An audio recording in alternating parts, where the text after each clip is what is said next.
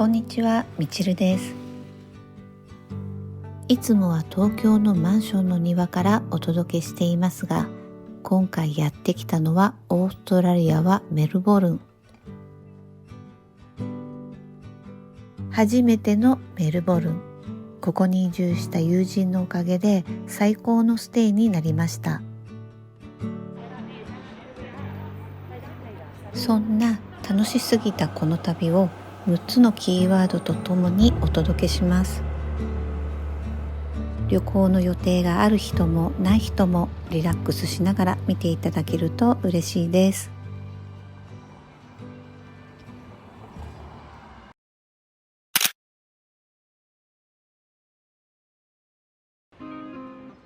メルボルンはカフェの聖地だそうで、街中にカフェがあります。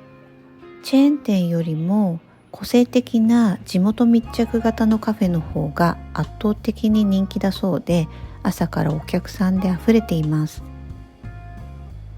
そんな数あるカフェの中、訪ねたのがメルボルンで一番人気というパトリシア。平日でもこの行列。小さなお店だけどスタッフも多くて、とっても活気のある店内。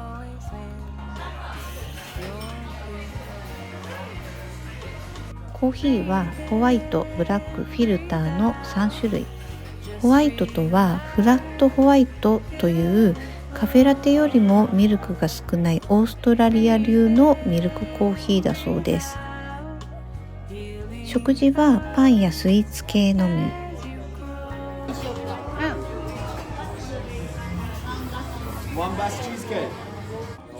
カラフルなパッケージに入ったおしゃれなコーヒー豆も売ってて、友達は買っていました。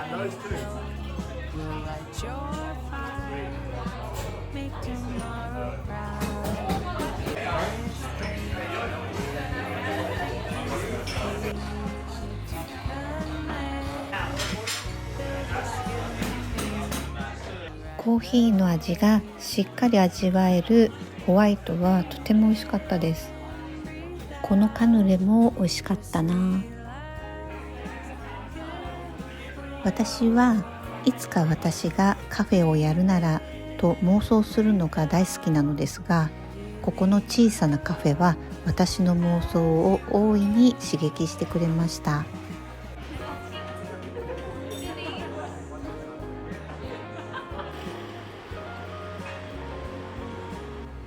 次に来たのはメルボルン在住の友達が絶対ここのドリンクを飲んでほしいというので来たグッドメジャ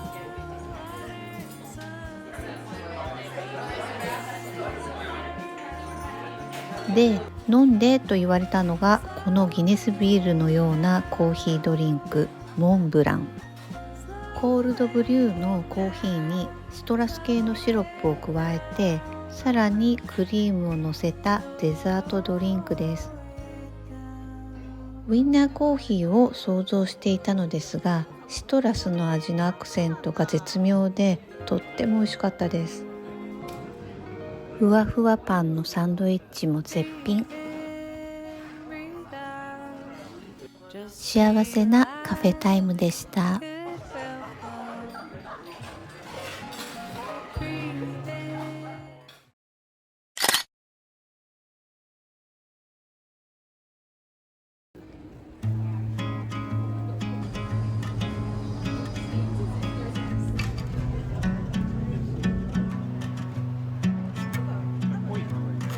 メルボルンの中心地からトラムで15分くらいの位置にあるフィッツロイ。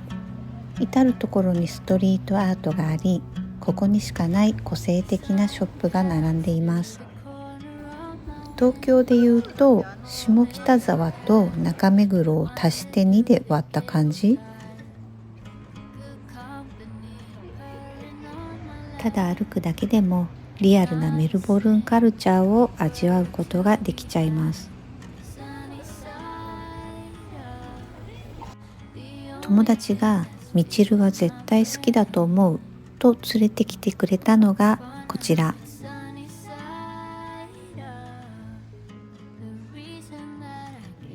たくさんの植物とカラフルでおしゃれな鉢が揃う素敵なグリーンショップです。さすが友、私の趣味を分かっている。特に気に入ったのがこちらの広々とした中庭。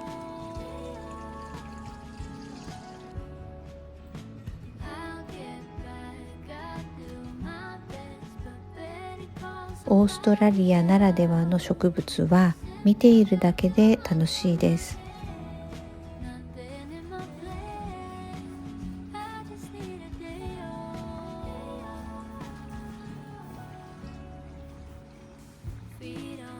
カフェスペースもあってゆったりとした時間も過ごせます。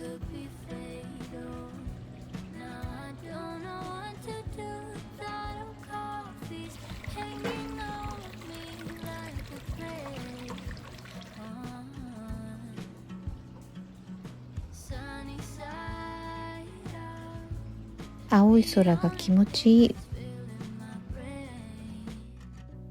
そうそう、この店で心惹かれたのがこちらの種。美しいイラストが描かれたこのパッケージ、素敵すぎます。中身の種は持って帰れないけれど、このパッケージが欲しい。メルボルン在住の友が中身の種をもらってくれるというので、いくつか購入しました。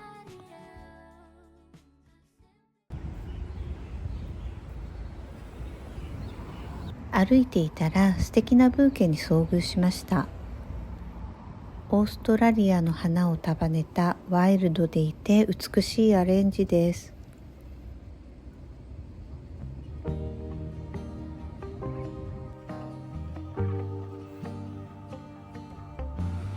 アール・ヌーボーを思わせる美しい装飾のフラワーショップ。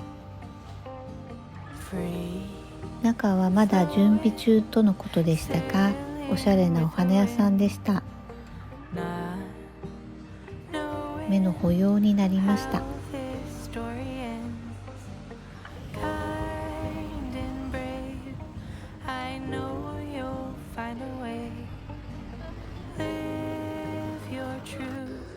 次に立ち寄ったのが倉庫のような広い店内に美しいデザインのカードやポスター、ラッピングペーパーなどが並ぶ紙の専門店です。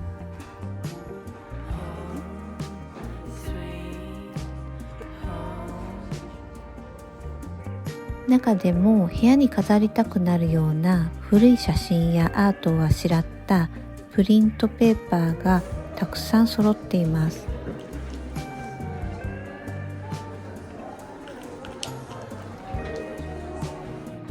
私はこの花の絵を購入しました。12ドルぐらいだったかな。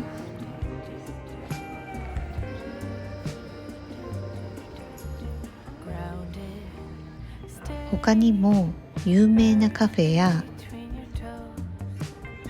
ワインショップ、ローカルに人気のデリや中古レコードショップなど個性的で楽しいお店がいっぱい。街歩きが好きな人には絶対おすすめのエリアです。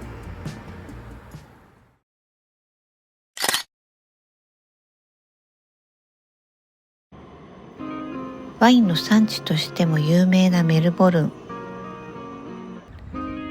魅力的なワインバーも多いそう。こちらは地元ファンが多いフィッツロイにあるワインバー。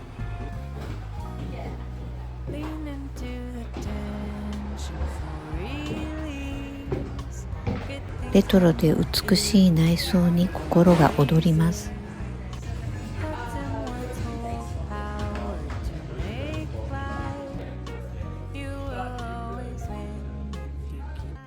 メルボルン産のワインでまずは乾杯。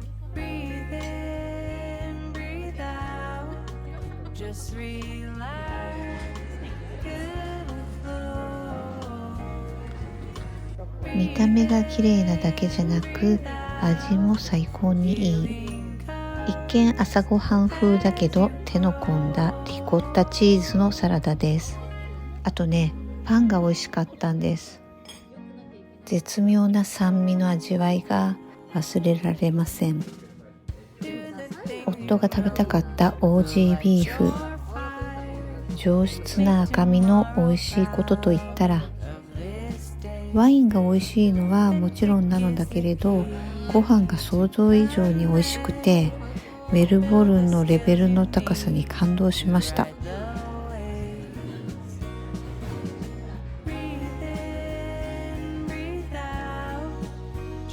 お腹はいっぱいだけれど、まだホテルに帰るのは早いので、シティ中心地にあるこちらに寄ることに。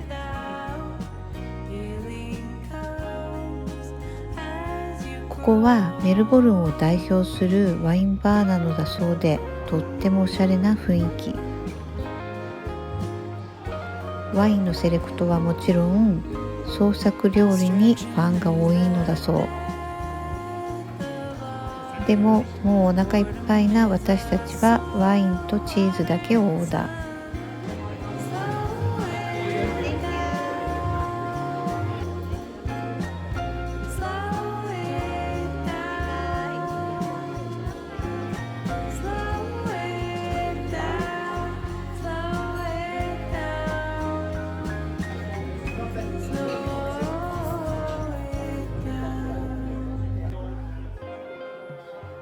ワインも雰囲気も最高でいい夜でした。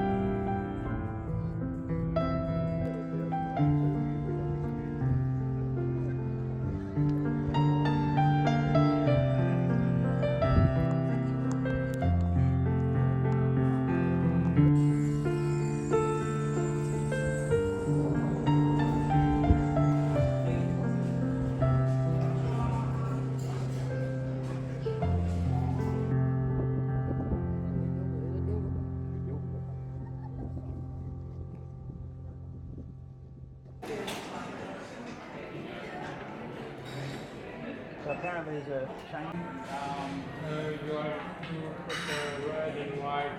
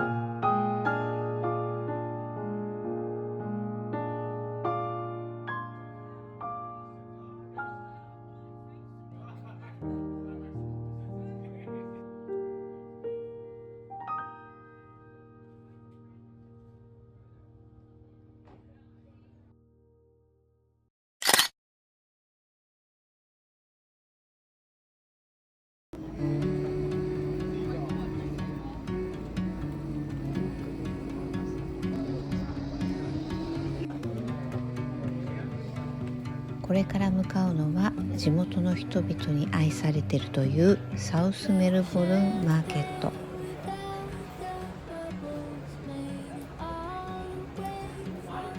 クオリティの高いものが揃う洗練されたマーケットだそう。ディスプレイもとってもおしゃれで気分が上がります。このマーケットに来た一番の目的は新鮮でリーズナブルな生牡蠣を食べること。海鮮ショップはいくつかあるのですが、私たちが選んだのはこちら。タスマニア産に南オーストラリア産の牡蠣が並んでいます。カウンター越しに食べたいものをオーダーしたらプラスチックのトレーに入れていってくれます。ダース買いしたいところをぐっと我慢しました。売り場の近くにカウンターがあってそこで食べられます。レモンをかけるだけでも美味しいんですが、カウンターにあったお酢を効かせたソースを合わせてもとっても美味しかったです。ワインも頼めます。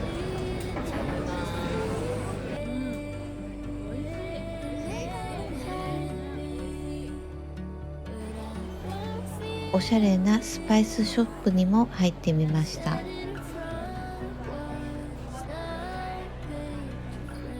料理用、お菓子用、ドリンク用などあらゆる用途のこだわりのスパイスがあって見ているだけで本当に楽しい。私はチャイティー用のスパイスを買ってみました。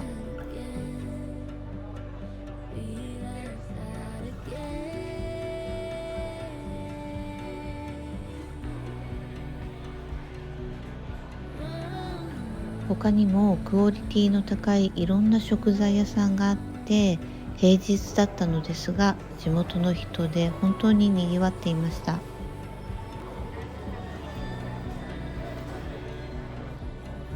花屋もあったので一応チェック。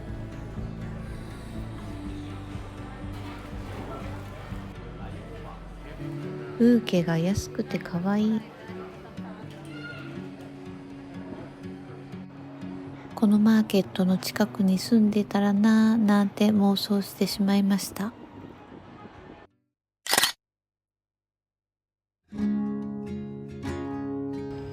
ワイナリーの彫刻公園での時間がとても良かったのでもっとアートに触れたくなりました。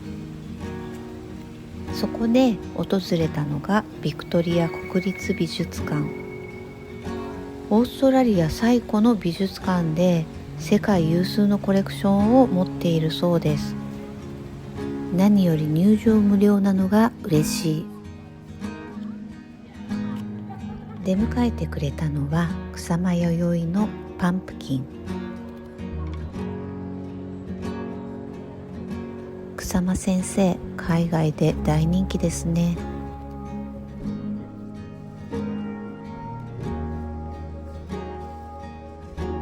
美しい古典絵画が並ぶ真っ赤な部屋にうっとりしたり、近代絵画の名画に触れたり、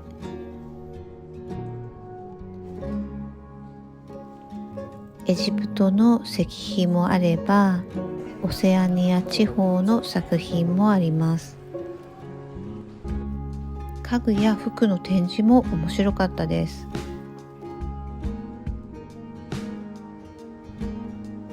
現代アートもかなり充実していて本当に見応えがありました。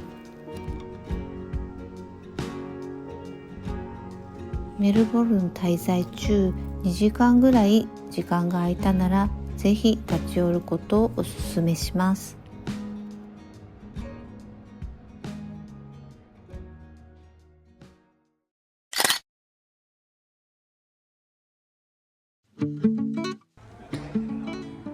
カフェやワインだけじゃない、メルボルンはビールもうまい。ということでフィッツロイで立ち寄ったのがビアマッシュという人気のビールバー。20種類以上のタップと瓶ビールに缶ビールがずらっと並ぶ店内に圧倒されます。好みのテイストを伝えるとおすすめのビールを試飲させてくれるのも嬉しい。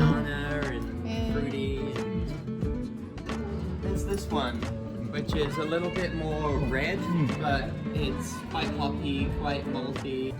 私はバナナのようなフルーティーな味わいのウィートエールにしました。普段飲まないようないろんな味に出会えた楽しい体験でした。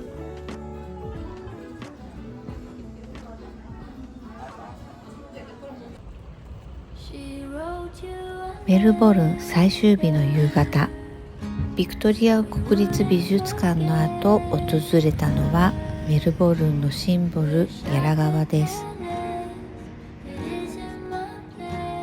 都会の中の穏やかな風景。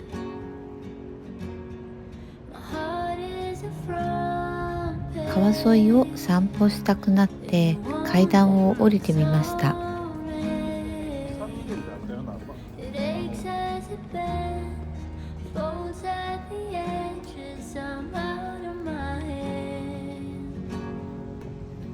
すると素敵なバーを発見。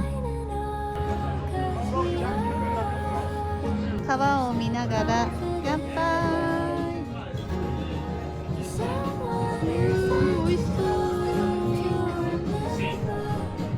フルーティーで私好みのペールエール。いっぱい歩いたし体に染みました。飲み終えたら川沿いをお散歩しました。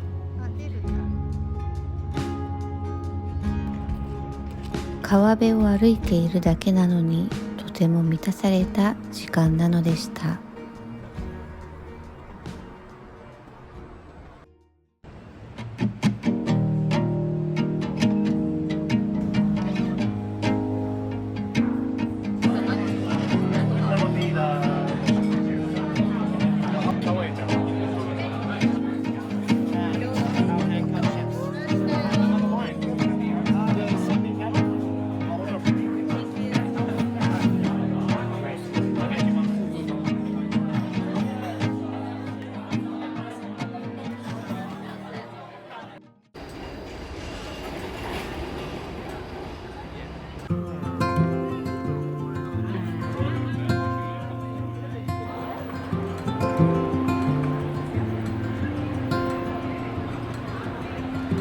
Close to violet on a Sunday, nearly made it into bloom. But I know, oh the ordinary, Monday turning back to blue. Long for what's to come,